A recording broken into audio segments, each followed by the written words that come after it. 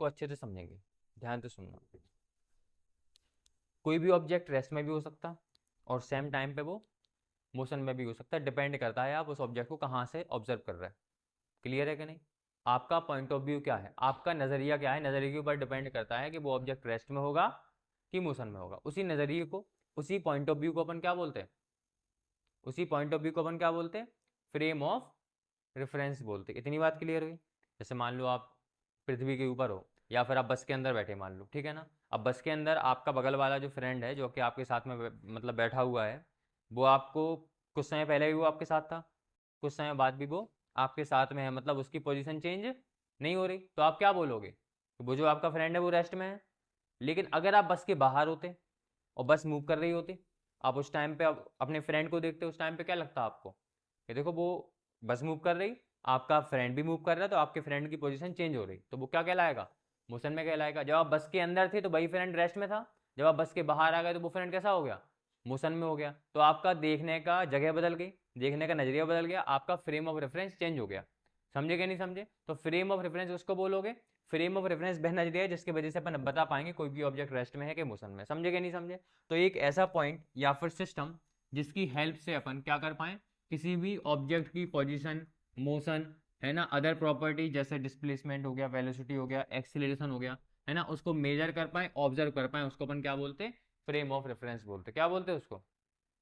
इतनी बात तो कल समझ में आ गई थी ना, फ्रेम ऑफ रेफरेंस किसको बोलते हैं। अब ये दो टाइप्स के होते हैं, एक होता है इनर्शियल फ्रेम ऑफ रेफरेंस और एक क्या होता, non inertial frame of reference. अब इनर्शियल फ्रेम ऑफ रेफरेंस का मतलब है कि ऐसा फ्रेम ऑफ रेफरेंस जहां पे आप न्यूटन्स के लॉ को आसानी से लगा सकते हैं, ठीक है ना, जहां पे न्यूटन्स के law, first law of motion क्या होता, holds good. First law of motion क्या होता बताओ अच्छा, Newton first law of motion. अगर कोई ऑब्जेक्ट रेस्ट में है तो वो रेस्ट में ही रहना चाहेगा, अगर कोई ऑब्जेक्ट मोशन में है तो वो मोशन में रहना ही जाएगा। समझे कि नहीं समझे? जब तक के उसके ऊपर कोई भी एक्सटर्नल फोर्स अप्लाई नहीं होता। समझे कि नहीं समझे? अब यहाँ पे देखो, अब जैसे इनर्शियल फ्रेम ऑफ रेफरेंस उसको बोलोगे, एक बस है जो कि यूनिफॉर्म स्पीड से ट्रेवल कर रही, ध्यान से सुनना, एक बस है जो कि यूनिफॉर्म स्पीड से ट्रेवल कर रही है, उसकी स्पीड चेंज नहीं हो रही, मतलब वो मोशन में है और मोशन में ही रहेगी। क्लियर है ना? तो जैसे कोई ऑब्जेक्ट रेस्ट में है तो वो रेस्ट में ही रहेगा। आई बात समझ में कि नहीं आई?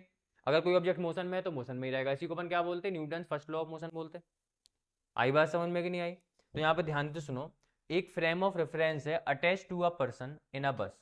एक पर्सन है जो कि बस में बैठा हुआ है और वो जो बस है ना वो मूव कर रही यूनिफॉर्म वेलोसिटी से, मतलब उसकी वेलोसिटी चेंज नहीं हो रही, उस बस की वेलोसिटी चेंज नहीं हो रही। इसका मतलब क्या हुआ, यहाँ पे न्यूटन का फर्स्ट लॉ लग रहा कि नहीं लग रहा, गाड़ी मोशन में है और सेम मोशन में ही रहेगी हमेशा।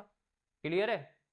आ गई ना बात समझ में? तो यहाँ पे न्यूटन का फर्स्ट लॉ फॉलो हो रहा, इसको अपन क्या बोलेंगे, इनर्शियल फ्रेम ऑफ रेफरेंस। क्या बोलेंगे अपन, इनर्शियल फ्रेम ऑफ रेफरेंस।